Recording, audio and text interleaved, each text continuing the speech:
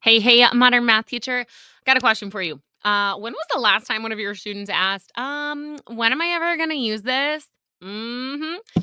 Probably this week. And I know this airs on Tuesday, and that means you probably heard it yesterday. Maybe you even heard it this morning on your way into school. Okay. And honestly, you guys, it's a completely fair question for our students because if we're being real, sometimes even we have a hard time answering it. Am I right? I know I am. So today, you guys, we're going to dive into some super simple ways to make your math lessons feel more relevant without turning every project or unit into a giant project or spending your weekend reinventing the wheel. Okay. And I'm going to share how we can use AI to make this way easier because, yes, your co teacher, ChatGPT, can totally help you bring relevance to life. Are you up for it? Let's do this. And hey, if you're loving today's episode, make sure that you sign up for the Make Math Moments Virtual Summit, where I'm going to be diving deep into this topic and giving you practical tips and tools to guide you in making over your own math unit into a real world project designed to ignite and excite your students. Guys, I'm going to make sure to link it here in the show notes, but make sure that you sign up for that. I've got all sorts of goodies that I'm including in there, all sorts of planners and a lot of support. So I know you want to join it. Make sure you check that out in the show notes. But for now, let's talk about why does relevance even matter? Okay. So here's the truth, you guys. Relevance isn't a bonus for our students or for us.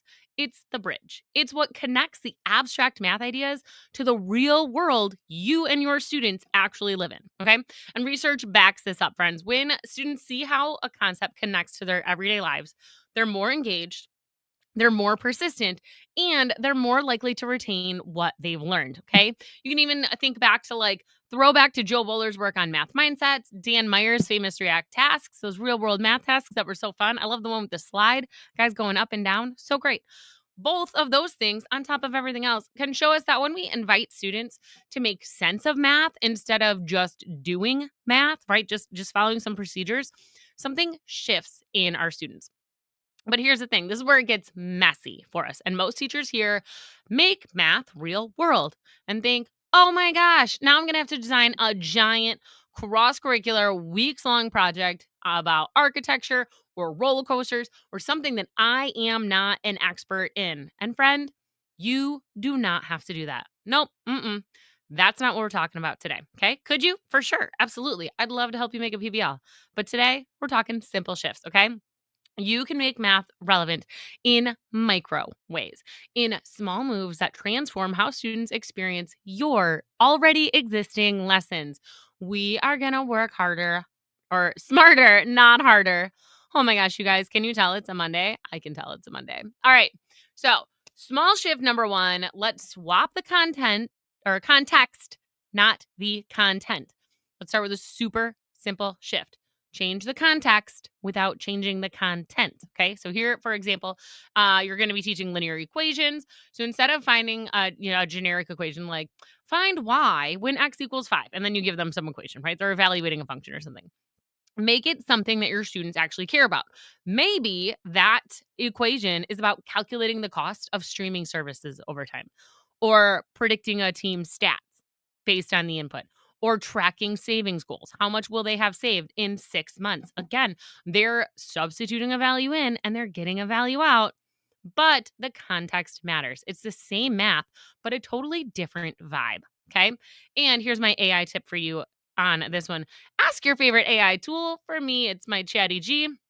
Give me 5 real world scenarios for teaching linear equations that relate to your students' interests. So fill in the blank with sports, with music, with gaming, with social media, with whatever it is your students are interested in. Throw it into ChatGPT. You're going to get instant student relevant examples without having to spend your entire planning period Googling things. Okay. You can even then say, hey, make it appropriate for 9th grade math and connect it to slope intercept form. Boom, bang, done, friends. That's your warm up or your bell ringer for tomorrow. Okay. The goal is to use AI and your expertise to make students think, oh, all right, well, this is when I'm going to use this. Maybe this actually matters. Maybe I should actually pay attention to Miss Moore in class today. Okay? That's what we really hope they want, right? That's why I say use it as a warm up or a bell ringer because that sets the tone for the whole class and lets them know this is important. I better tune in. All right, small shift number 2, another micro shift. Let your students swap in their own data or context. Listen, friends, if you are doing something like system of equation problems about ticket sales, ask them to come up with their own events. Make it a Taylor Swift concert. You know they want to.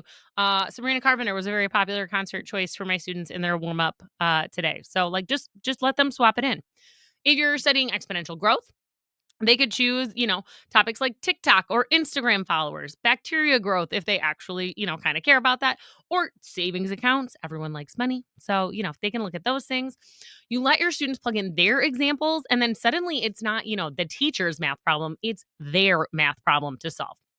Okay. And you can even use AI to automate and auto generate a class set of personalized versions. Friends, I'm not even kidding. Okay. Prompt it something like create 5 different exponential growth problems based on student interests, such as social media followers, YouTube views, video game scores. It's an instant differentiation trick. You get variety and buy in. Okay. And you've made it relevant. Done. Done. Love it. All right. Simple shift number 3, connect math to decisions, not just numbers. Listen. Sometimes relevant doesn't always mean dollar signs and careers, okay?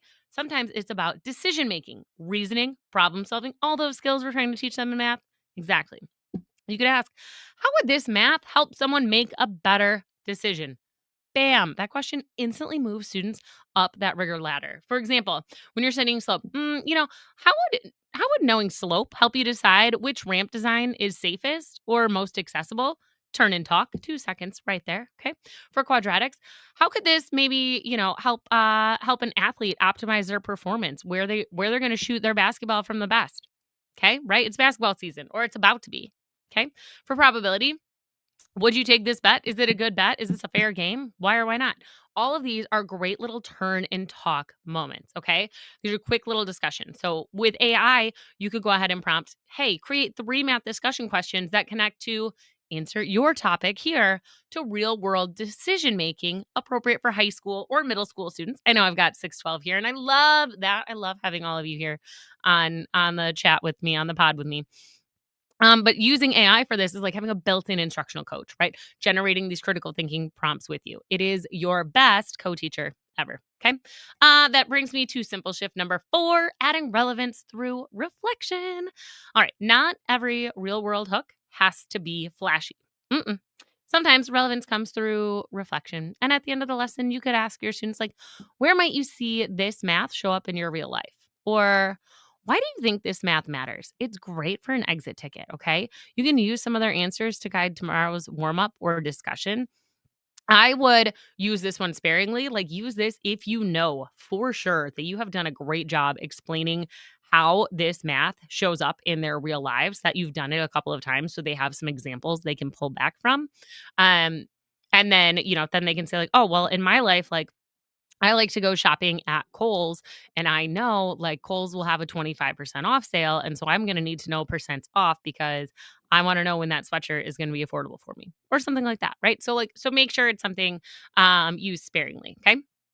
You will probably even start to notice patterns in their answers, like which topics connect most easily, or which ones spark confusion or resistance. And this is gold insight, my friends. It's formative data with a heartbeat because it tells you where your students' minds are at, and that's going to help you get a better understanding of the people in your class and how you can make things that are more relevant and connected to them, and how important that connection is, right? Because when we can connect the topics and the learning targets and our students' interests and our schoolwork, that is where all the gold happens. Okay.